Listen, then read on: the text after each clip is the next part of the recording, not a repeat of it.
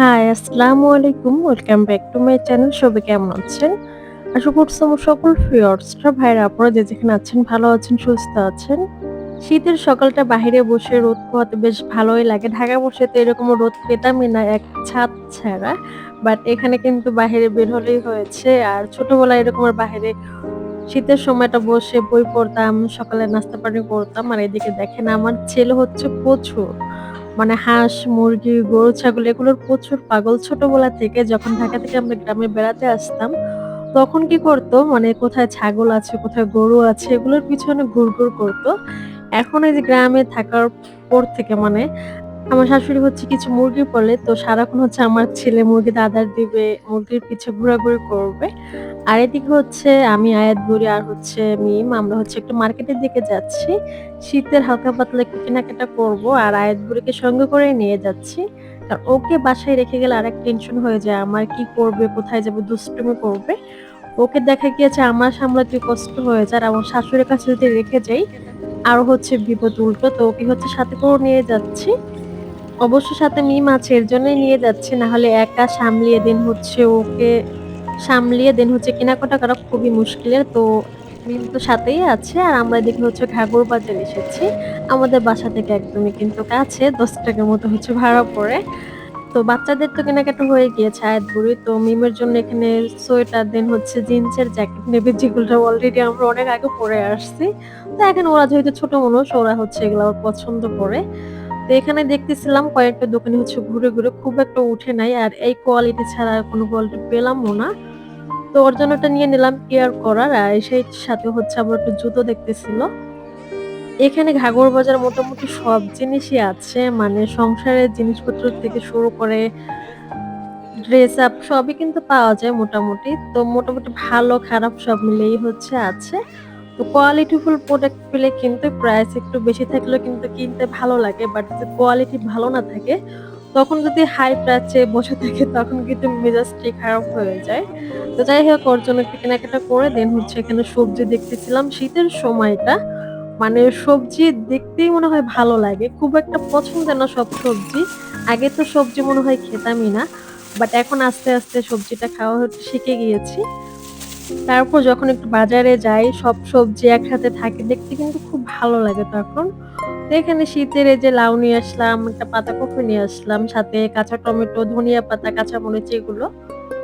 আর সেই সাথে এখানে হালকা পাতলা একটু কেনাকাটা করেছি। চলেন আপনাদের সাথে একটু শেয়ার করে ফেলি। এখানে এই যে ও যেহেতু মাদ্রাসায় যায় তো বোরকার সাথে পড়ার জন্য রেগুলার ইউজ করার জন্য এই জুতাটা নিয়েছি। এটাও কিন্তু মোটামুটি ভালোই প্রাইস নিয়েছে।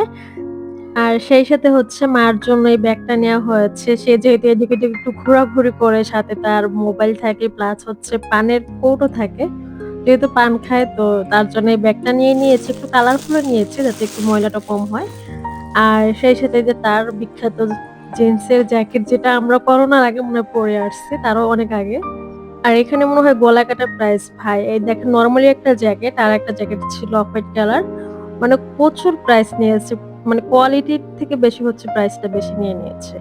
আর এটা বুঝতেই পারছেন এটা হচ্ছে আমার জন্য। মানে ঘুরে ফিরে পুরো মার্কেটে এক কর্নারে কাপড়-চোপড়ের ভিতরে হচ্ছে এটা আমি খুঁজে পেয়েছি। তো এটা হচ্ছে আমার জন্য নিয়ে নিয়েছি। কুশি কাটারের কাজ পুরাটা। দেখতে কিন্তু খুব বেশি অ্যাস্থেটিক লাগতেছিল। আমার এক দেখাতে হচ্ছে পছন্দ হয়ে গিয়েছে। দেন এটা আমি নিয়ে নিই আমার জন্য। ইচ্ছে ছিল না আমার জন্য কেনাকাটা করার। বাট এটা দেখে আর লোভ সামলাতে পারিনি আমি, নিয়ে নিয়েছি। আর আমার ছেলের আর মেয়ের ওদের তো কেনাকাটা আগেই করে ফেলেছে। আর বাবা ঢাকা থেকে করে নিয়ে আসছিল। তো ওদের জন্য শীতের জন্য আর কিছু কেনাকাটা হয়নি। এনাফ যা আছে এবার শীত কিন্তু চলে যাবে। আর তাড়াহুড়ো করে এসে হচ্ছে দেন আমি রান্না বসিয়ে দিয়েছি। এখানে ফ্রিজে শোল মাছ ছিল। লাউ দিয়ে শোল মাছ খেতে কিন্তু বেশ ভালো লাগে।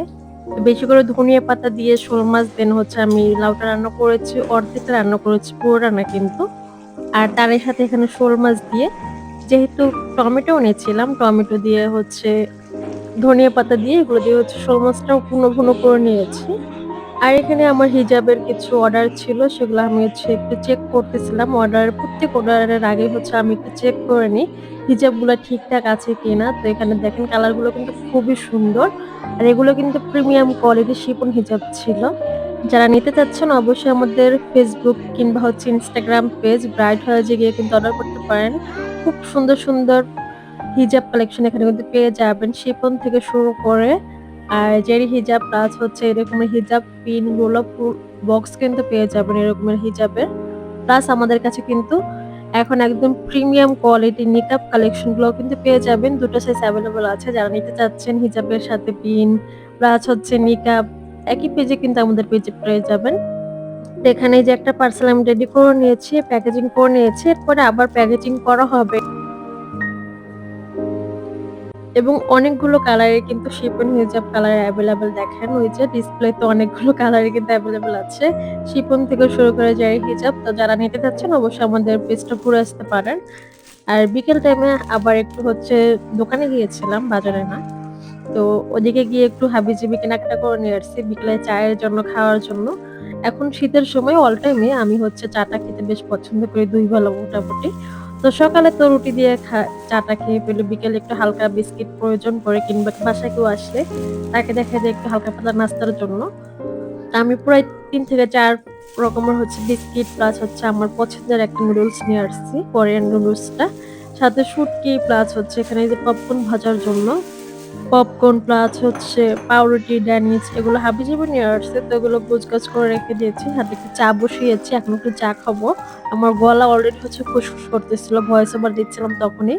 তো এখানে আমি জাস্ট একটা প্যাকেটের হচ্ছে বিস্কিট গুলো কৌটোয় রেখে দিচ্ছি। কারণ সব আইটেম একবারে তো খাওয়া যাবে না। অনেকদিন রেখে দিলে কিন্তু কেমন কিন্তু একটা স্মেল চলে আসে। তো এখানে এই যে কড়া করে হচ্ছে একটু দুধ চা বানিয়ে নিয়েছি গরুর দুধ দিয়ে একদম। প্রত্যেকদিনের দুধ রোজে থাকে। তো গরুর দুধ দিয়ে হচ্ছে চাটা খেতে বেশ ভালোই লাগে একটু ঘন করে জ্বালিয়ে নিলে।